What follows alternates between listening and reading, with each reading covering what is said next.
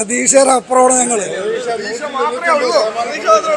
പിന്നെ എല്ലാം ഷോ കഴിഞ്ഞിട്ട് ഞങ്ങളിവിടെ വരും, എന്നിട്ട് ഞങ്ങൾ കുറച്ച് പറയും.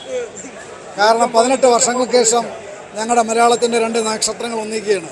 ഒരു ന്യൂ ജനറേഷൻ, പുതിയ ജനറേഷൻ ചിലപ്പോൾ തിയേറ്ററിൽ അവർ ഒന്നിക്കുന്ന സിനിമ കാണുന്നത് ആദ്യമായിട്ടായിരിക്കും. പറഞ്ഞില്ല, 18 വർഷം കഴിഞ്ഞു. SSLC പ്ലസ് ടു കഴിക്കുന്ന കുട്ടികൾ തിയേറ്ററിൽ നിന്നും അവരുടെ ആദ്യത്തെ അനുഭവമായിരിക്കാം.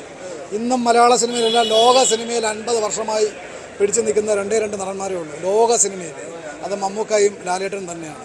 ഇത്രയും വലിയൊരു ബിഗ് സിനിമ എടുക്കാൻ സന്മനസ് കാണിച്ച ആൻഡ്രൂ ജോസഫിന് വീണ്ടും ബിഗ് സല്യൂട്ട്.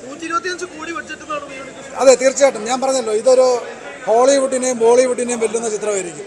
നമ്മുടെ കൊച്ചു കേരളത്തിൽ ഇങ്ങനെയും സിനിമ എടുക്കാമെന്ന് പുതിയ തലമുറയിൽ ഒരു സിനിമയ്ക്ക് പോലും സഹസംവിധായകനാകാത്ത ഈ സിനിമയുടെ ഡയറക്ടർ, അദ്ദേഹം ഒരു എഡിറ്ററായിരുന്നു. അദ്ദേഹം എടുത്ത സിനിമകളെല്ലാം വൻ വിജയങ്ങളായിരുന്നു. ഇത്രയും വലിയ സ്റ്റാർഡം വെച്ചെടുക്കുന്ന ഈ സിനിമ മഹേഷ് നാരായണൻ്റെ ഒരു പൊൻതൂവലായിരിക്കും അദ്ദേഹത്തിൻ്റെ ജീവിതത്തിൽ കിട്ടുന്ന യാതൊരു മാറ്റമില്ല.